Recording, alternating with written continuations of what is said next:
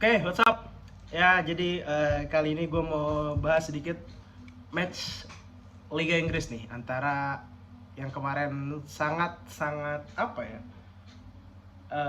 Sangat memalukan lah kalau menurut gue. Waktu MU melawan Brentford. Jadi di babak pertama itu MU udah ketinggalan 4-0. Gol pertama blunder di Gea yang gagal mengantisipasi tendangan. Gol kedua itu lagi-lagi di Gea lagi yang dia kenapa dia memaksakan untuk memasik Eriksen yang saat itu juga dikawal oleh pemain Brentford. Gol ketiga murni dari corner kick dan Lisandro Martinez gagal mengantisipasi bola karena postur tubuhnya. Ya kita tahu Lisandro Martinez salah satu center back yang punya kecepatan tapi sangat jelek untuk bola-bola atas.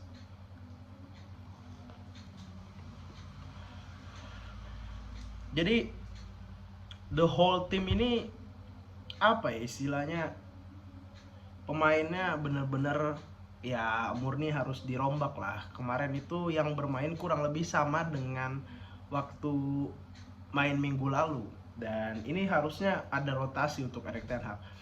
Dari belakang kiper Di Gea, terus juga bek kanan Dalot, Maguire, Lisandro Martinez, terus juga Luke Shaw juga mainnya jelek banget.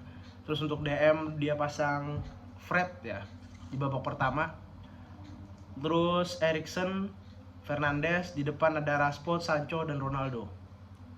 Ya, untuk apa ya istilahnya, ini Di Gea bermain jelek, blunder, dan dia di konferensi pers dia mengaku bahwa kekalahan ini murni karena blundernya dia. Ya, dia blunder 2 gol. Terus dari 2 gol itu mental MU udah ngedrop dan mereka sangat sulit untuk create chance. Di babak pertama itu sangat sulit banget untuk mereka bikin peluang. Bola dari belakang belum sampai ke tengah udah hilang bola gitu. Bener-bener sih kalau menurut gue MU ini perlu sosok pemain DM yang bisa mengatur serangan. Kalau mengharap Fred mainnya juga ya biasa banget gitu. Dia nggak layak ketika dapat bola hilang atau passingnya sembarangan amburadul lah. Maguire juga ya jelek lah mainnya kalau kemarin. The whole team itu jelek sih mainnya sih kalau menurut gua.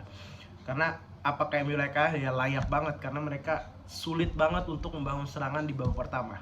Di babak kedua mending lah. Di babak kedua itu terjadi pergantian, jadi Luke Shaw yang mainnya sangat jelek banget digantikan dengan Valencia, dan Valencia bermain cukup bagus.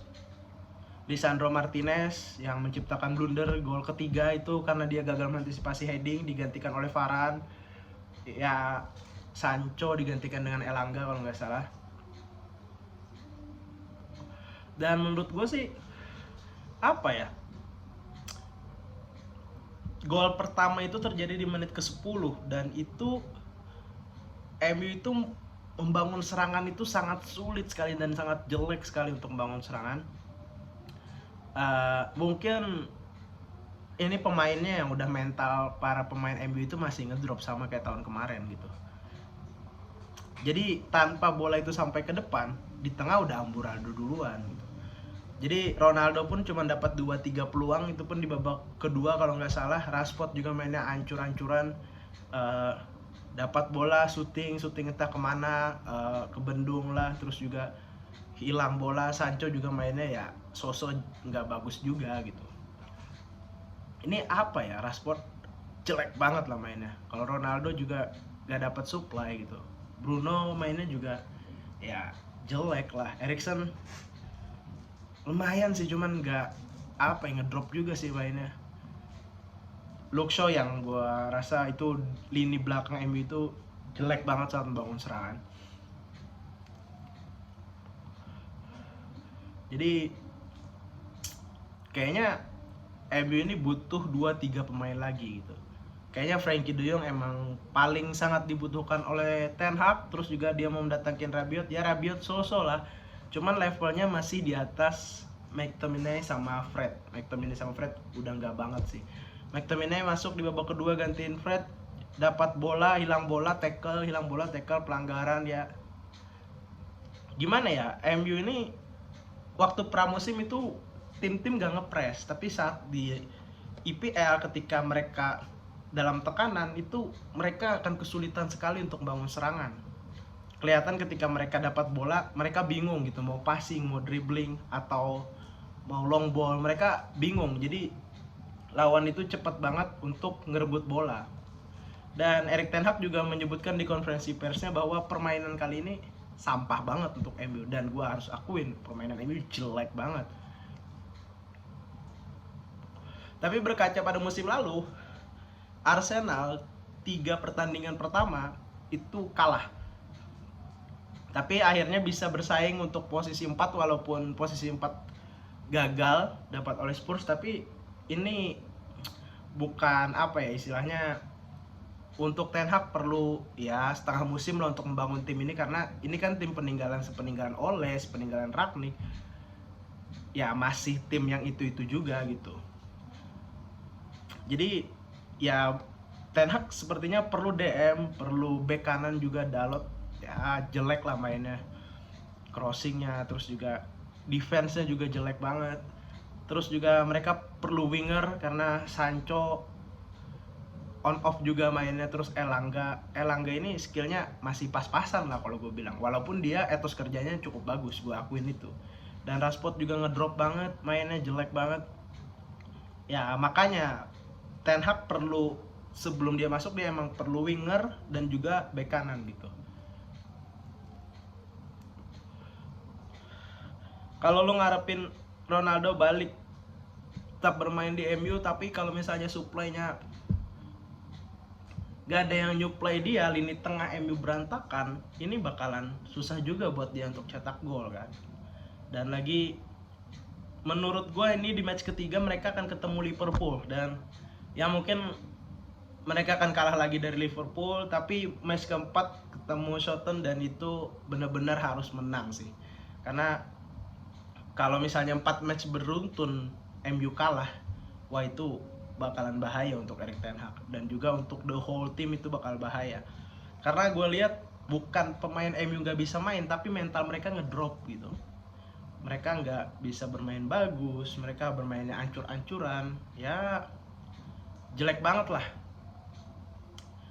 Jadi ini sangat PR untuk Erik ten Hag, dan juga dia harus merotasi pemainnya sih ketika melawan Liverpool. Seperti Luke Shaw harus dicadangin, Valencia yang jadi starter, Lisandro Martinez ya sosok lah, Maguire mungkin bisa dicadangin, dimainin Varane, Dalot sekali-sekali pasang AWB lah, walaupun AWB mainnya jelek, tapi ya lebih baik Dalot dicadangin supaya mereka pemain ini apa ya istilahnya,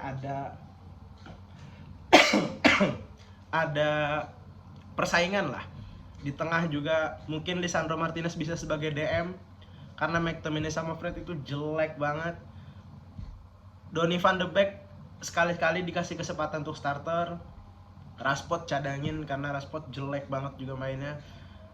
Kalau pemain muda MU mungkin ya belum mampu untuk mengangkat tim ya, karena mereka masih muda banget. Ya mungkin 10-15 menit ketika menang bisa dimainkan, tapi harusnya sih Ten Hag untuk melawan Liverpool di match minggu depan itu harus merotasi pemainnya.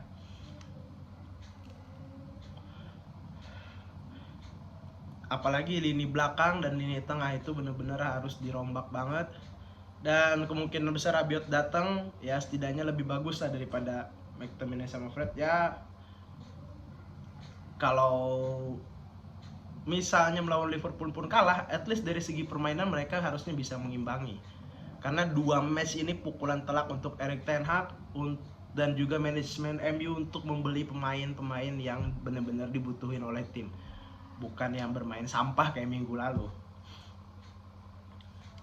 Jadi minggu depan bakal melawan Liverpool, dan kita lihat gimana perombakan dari Erik ten Hag. Jadi kita nggak bisa juga full salahin Erik ten Hag, nggak bisa juga salahin manajemen MU ya. Ya manajemen MU juga bisa salahin lah, karena Frenkie de Jong itu negonya dari sebelum musim dimulai loh sampai sekarang belum dapat titik temu. Harusnya kalau bener-bener Erik ten Hag perlu, manajemen berapapun biayanya mereka siap untuk mendatangkan Frenkie de Jong gitu. Dan juga perlu winger, karena winger yang ada emang nggak bisa diandelin banget. Oke, nanti kita bahas lagi minggu depan gimana progresnya MU ini, apakah akan meningkat atau malah ngedrop. Tapi the whole team ini PR banget sih. Sekian di video selanjutnya.